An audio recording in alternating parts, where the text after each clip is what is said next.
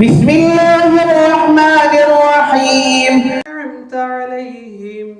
غير المغضوب عليهم ولا الضالين.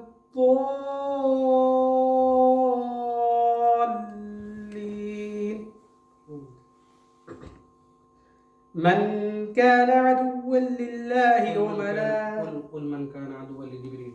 قل من كان عدوا لجبريل فإنه نزله على قلبك بإذن الله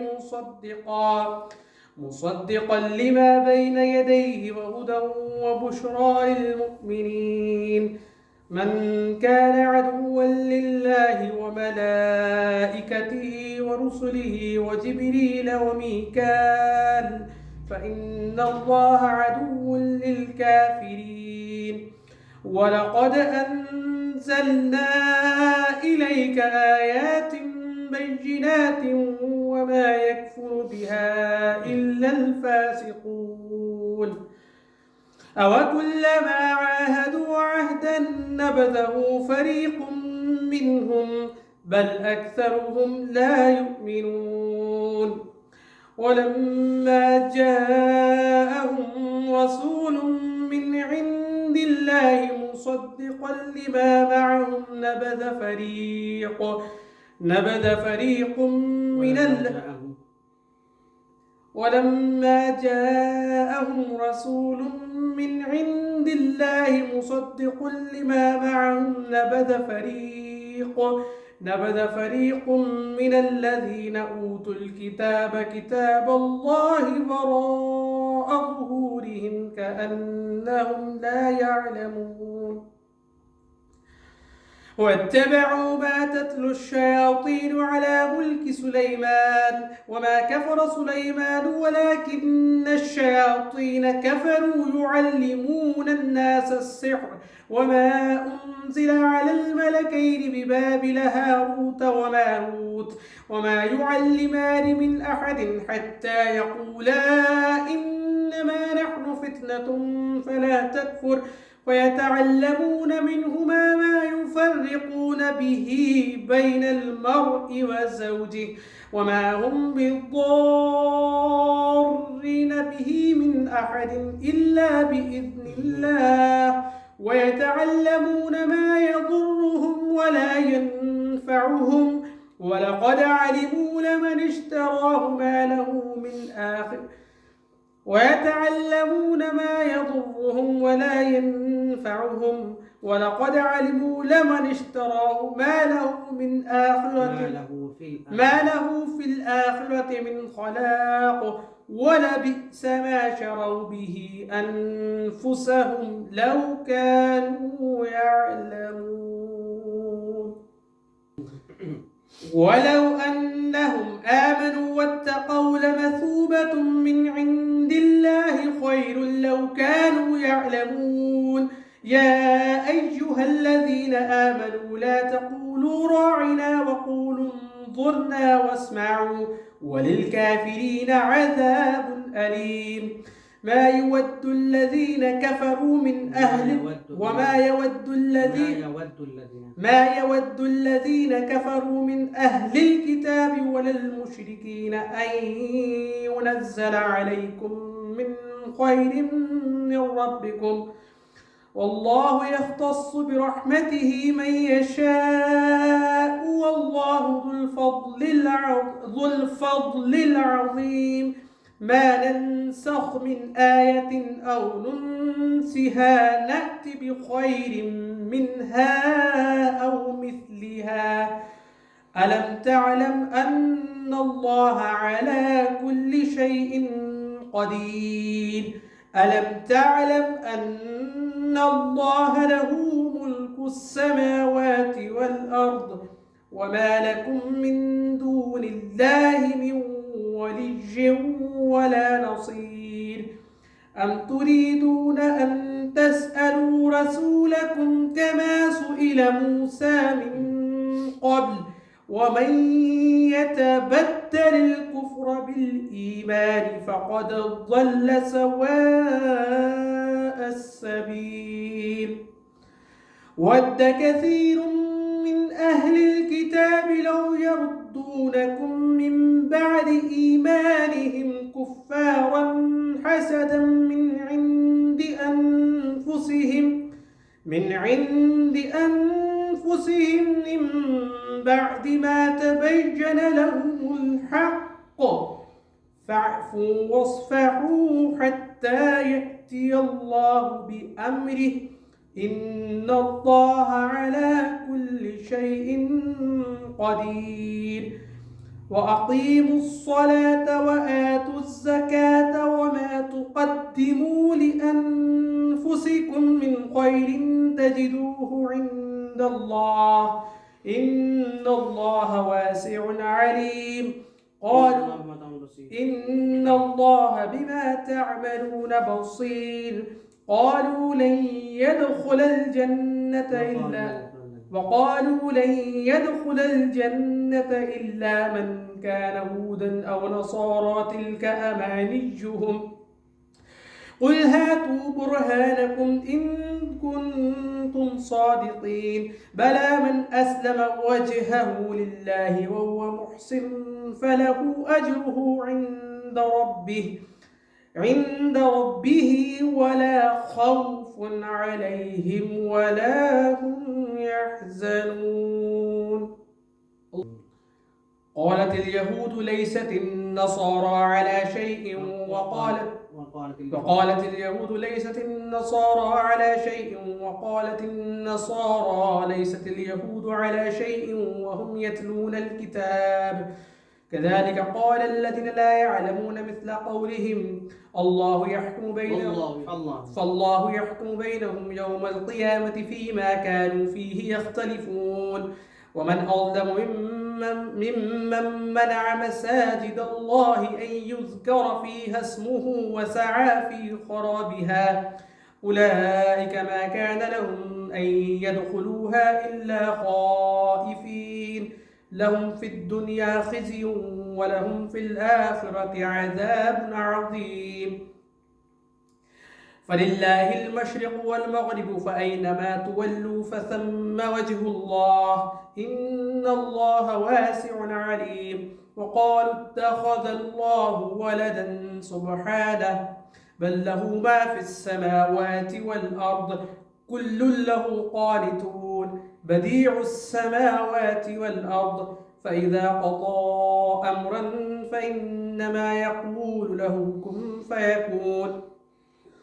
وقال الذين لا يعلمون لولا يكلمنا الله أو تأتينا آية كذلك قال الذين من قبلهم مثل قولهم تشابهت قلوبهم قد بينا الآيات لقوم يوقنون إنا أرسلناك بالحق بشيرا ونذيرا ولا تسأل عن أصحاب الجحيم ولن ترضى عنك اليهود ولا النصارى حتى تتبع ملتهم قل إن هدى الله هو الهدى ولئن اتبعت أهواءهم بعد الذي جاءك من العلم ما لك من الله من ولي ولا نصير الذين آتيناهم الكتاب يتلونه حق تلاوته أولئك يؤمنون به ومن يكفر به فأولئك هم الخاسرون يا بني إسرائيل اذكروا نعمتي التي أنعمت عليكم وأني فضلتكم على العالمين واتقوا يوما لا تجزي نفس عن نفس شيئا ولا يقبل منها عدل ولا تنفعها شفاعة ولا هم ينصرون وإذ ابتلى إبراهيم ربه بكلمات فأتمهن قال إني جاعلك للناس إماما قال ومن ذريتي قال لا ينال عهد الظالمين وإذ جعلنا البيت مثابة للناس للناس وأمنا واتخذوا من مقام إبراهيم مصلى وعهدنا إلى إبراهيم أن طهر إبراهيم وإسماعيل أن طهر بيتي للطائفين والعاكفين والركع السجود. وإذ قال إبراهيم رب اجعل هذا البلد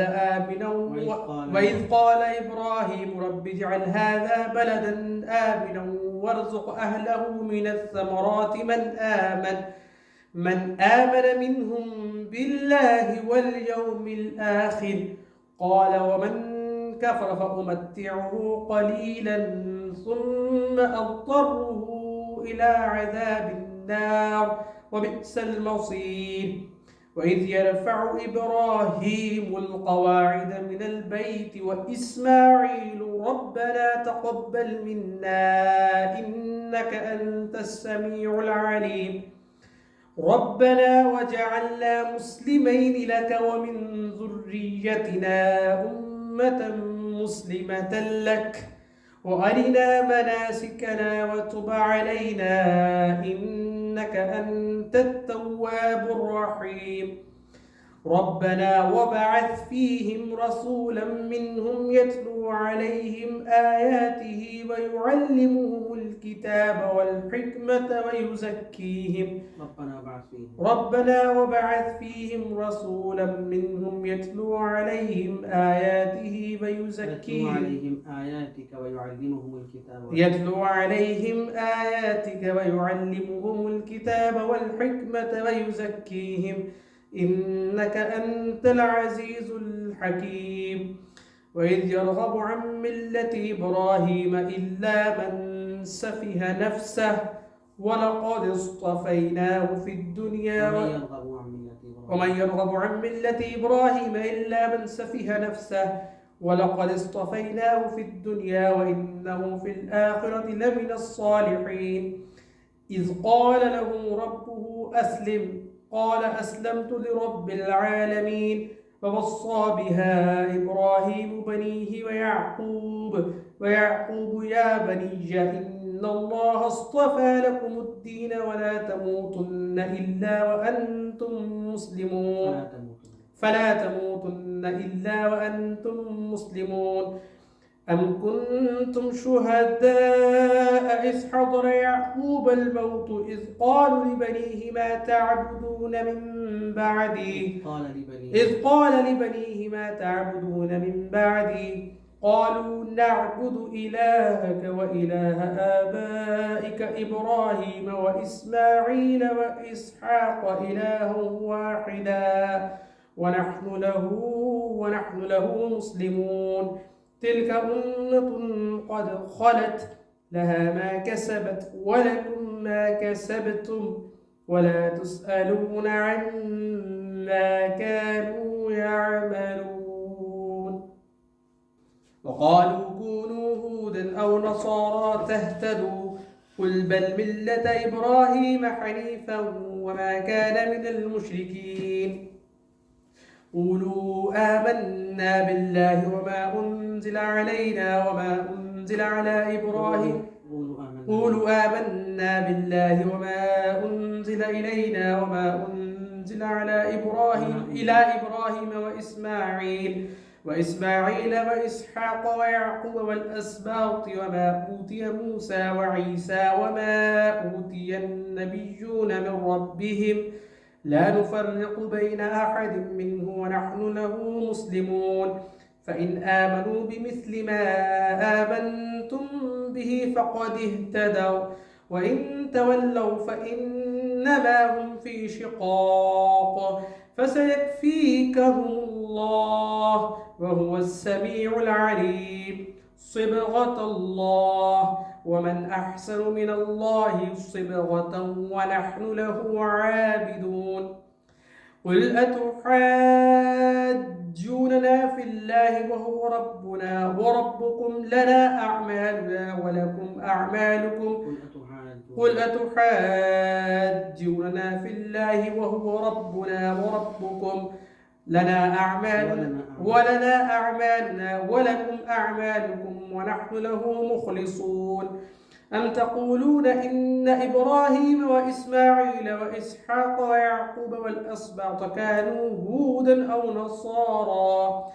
قل أأنتم أعلم أم الله فمن أظلم ممن كتب شهادة عنده من الله وما الله بغافل عما تعملون تلك أمة قد خلت لها ما كسبت ولكم ما كسبتم ولا تسألون عما كانوا يعملون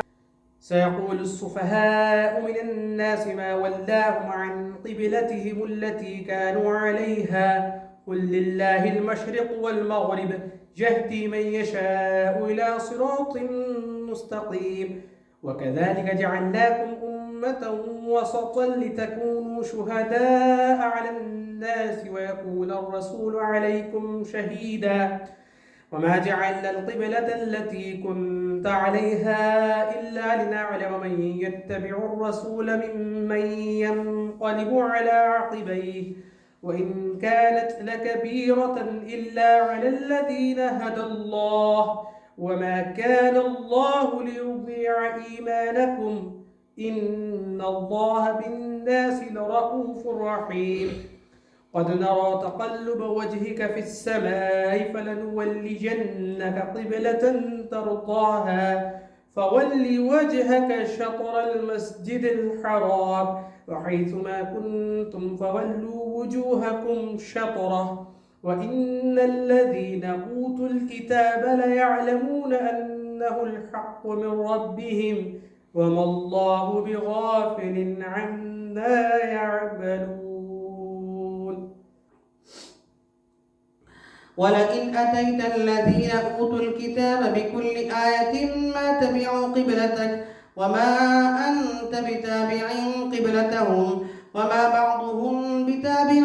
قبلة بعض ولئن اتبعت أهواءهم من بعد ما جاءك من العلم إنك إذا لمن الظالمين الذين آتيناهم الكتاب يعرفونه كما يعرفون أبناءهم وإن فريقا منهم ليكتمون الحق وهم يعلمون الحق من ربك فلا تكونن من الممترين ولكل وجهة هو موليها فاستبقوا الخيرات أينما تكونوا يأت بكم الله جميعا إن الله على كل شيء قدير ومن حيث خرجت فول وجهك شطر المسجد الحرام وإنه للحق من ربك وما الله بغافل عما تعملون ومن حيث خرجت فول وجهك شطر المسجد الحرام وحيثما كنتم فولوا وجوهكم شطره لئلا يكون للناس عليكم حجة إلا الذين ظلموا منهم فلا تخشوهم واخشوني ولأتم نعمتي عليكم ولعلكم تهتدون كما أرسلنا فيكم رسولا منكم يتلو عليكم آياتنا ويزكيكم ويعلمكم الكتاب والحكمة ويعلمكم ما لم تكونوا تعلمون فاذكروني أذكركم واشكروا لي ولا تكفرون يا أيها الذين آمنوا استعينوا بالصبر والصلاة إن الله مع الصابرين ولا تقولوا لمن يقتل في سبيل الله أموات بل أحياء ولكن لا تشعرون ولنبلونكم بشيء من الخوف والجوع ونقص من الأموال والأنفس والثمرات وبشر الصابرين الذين إذا أصابتهم مصيبة قالوا إنا لله وإنا إليه راجعون أولئك عليهم صلوات من ربهم ورحمة وأولئك هم المهتدون إن الصفا والمروة من شعائر الله فمن حج البيت أو يعتمر فلا جناح عليه أن يطوف بهما ومن تطوع خيرا فإن الله شاكر عليم إن الذين يكتمون ما أنزلنا من البينات والهدى من بعد ما بيناه للناس في الكتاب أولئك يلعنهم الله ويلعنهم اللاعنون إلا الذين تابوا وأصلحوا وبينوا فأولئك أتوب عليهم وأنا التواب الرحيم إن الذين كفروا وماتوا وهم كفار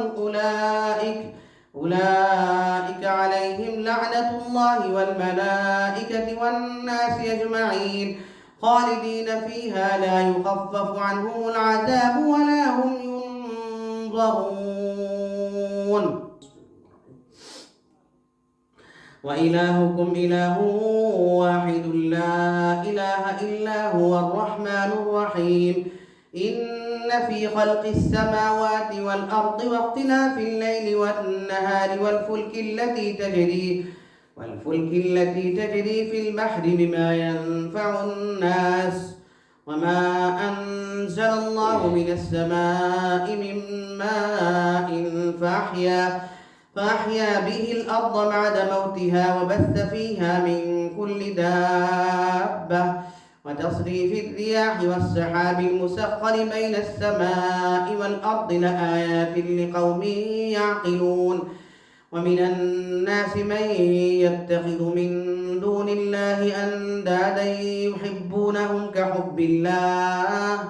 والذين آمنوا أشد حبا لله ولو يرى الذين ظلموا إذ يرون العذاب أن القوة لله جميعا وأن الله شديد العذاب استبرأ الذين اتبعوا من الذين اتبعوا ورأوا العذاب وتقطعت بهم الأسباب وقال الذين اتبعوا لو أن لنا كرة فنتبرأ منهم كما تبرأوا منا كذلك يريهم الله أعمالهم حسرات عليهم وما هم بخارجين من النار يا أيها الناس كلوا مما في الأرض حلالا طيبا ولا تتبعوا خطوات الشيطان إنه لكم عدو مبين إنما يأمركم بالسوء والفحشاء وأن تقولوا على الله ما لا تعلمون وإذا قيل لهم اتبعوا ما أنزل الله قالوا بل نتبع ما ألفينا عليه آباءنا أولو كان آباؤهم لا يعقلون شيئا ولا يهتدون ومثل الذين كفروا كمثل الذي ينعق بما لا يسمع إلا دعاء ونداء صم بكم عمي فهم لا يعقلون يا أيها الذين آمنوا كلوا من طيبات ما رزقناكم واشكروا لله إن كنتم إياه تعبدون إنما حرم عليكم الميتة والدم ولحم الخنزير وما أهل به لغير الله فمن اضطر غير باغ ولا عاد فلا إثم عليه إن الله غفور رحيم إن الذين يكتمون ما أنزل الله من الكتاب ويشترون به ثمنا قليلا أولئك ما يأكلون في بطونهم إلا النار ولا يكلمهم الله يوم القيامة ولا يزكيهم ولهم عذاب أليم أولئك الذين اشتروا الضلالة بالهدى والعذاب بالمغفرة فما أصبرهم على النار ذلك بأن الله نزل الكتاب بالحق وإن الذين اختلفوا في الكتاب لفي شقاق بعيد